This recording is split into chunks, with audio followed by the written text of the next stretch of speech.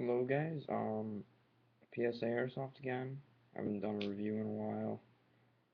I told you guys I would do a review of an HFC M166. I got mine and it didn't work, so I sent it back for repair. Um, it should be coming next week, so I'll probably do a review on next Friday. I'm sorry, this Friday. Forget that's already Sunday.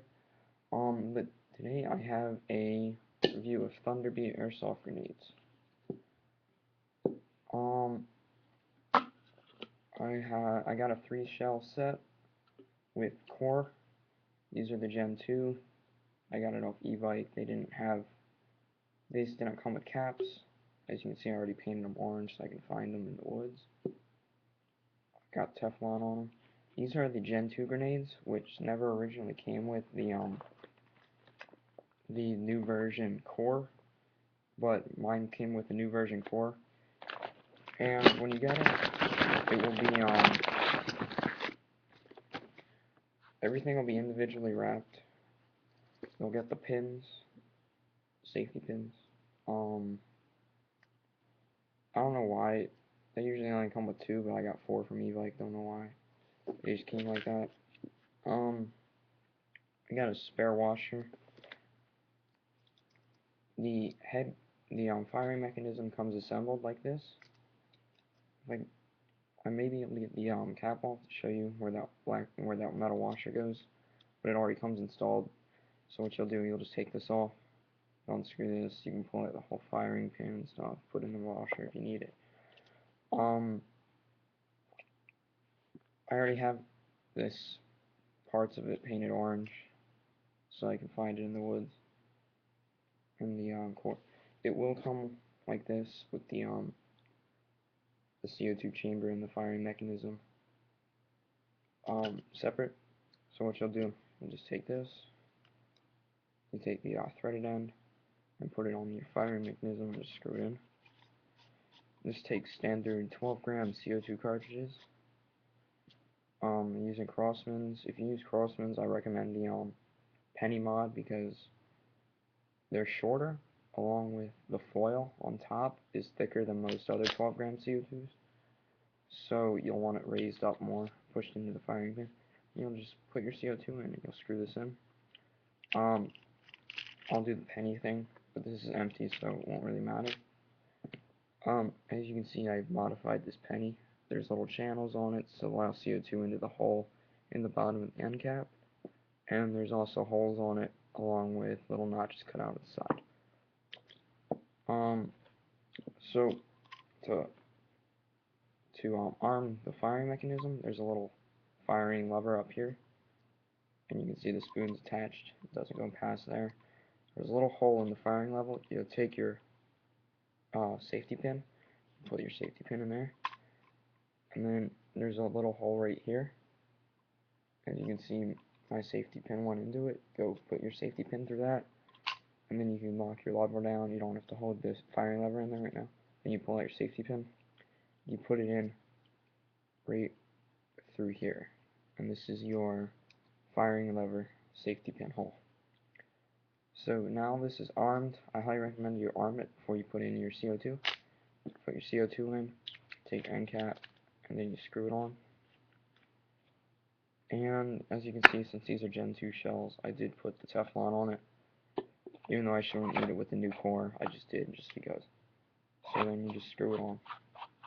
And you get it pretty tight. I'm not going to tighten all the way because I don't want to ruin the Teflon, even though it doesn't really matter. And then now you have a loaded grenade. This is an unloaded CO2 cartridge. I haven't officially tested these yet, but I have tested the core, and the core seems to work well. So just pull the pin and let the spoon fly up. Your firing lever will come down and hit the if you can see that little silver dot, it'll come down and hit that. Let me just get this off so I can show you something else that I found. I found that what works better than the 12 gram or 8 grams. These As you can see, it's an 8 gram. It's not 12 gram. It's a little shorter. So what I found you could do, take your 8 gram, stick it in like usual. It's not too far down, so I'm taking a stack of pennies. Let me get these all together so I can show you how big the stack is.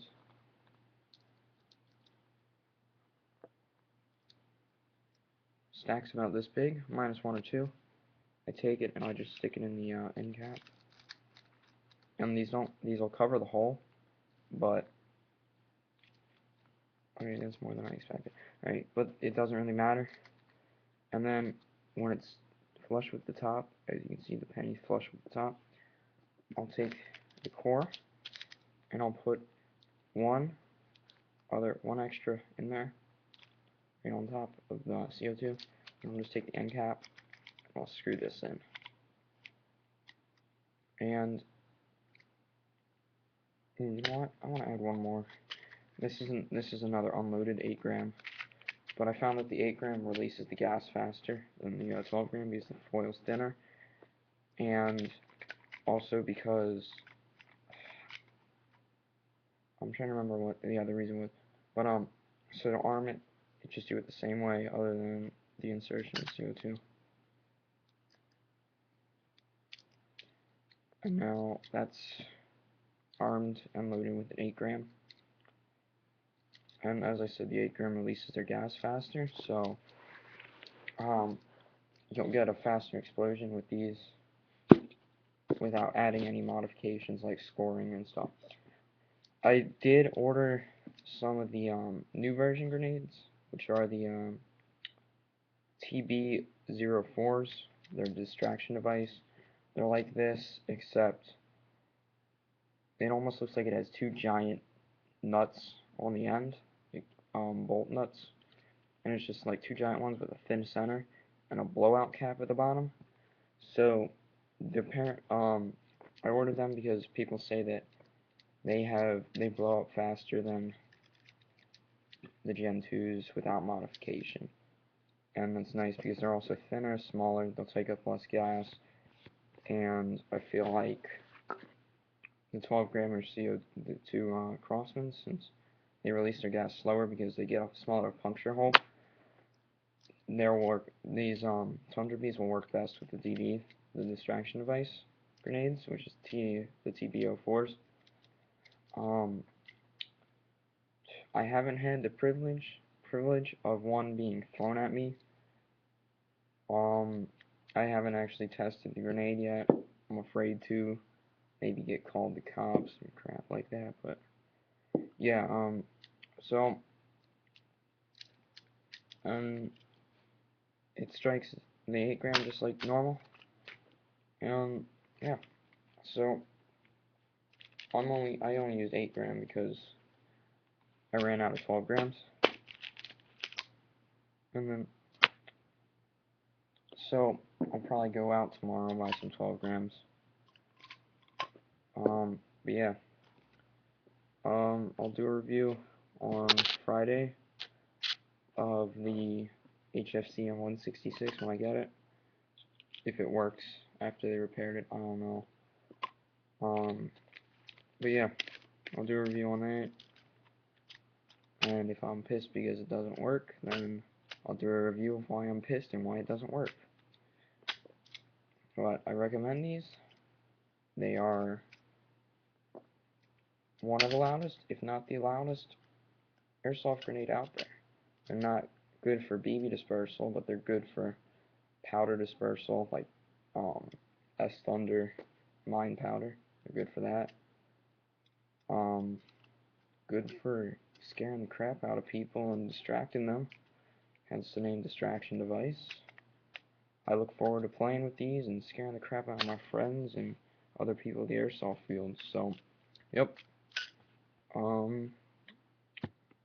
Rate, comment, subscribe, all that usual stuff. And I'll review Friday for you guys.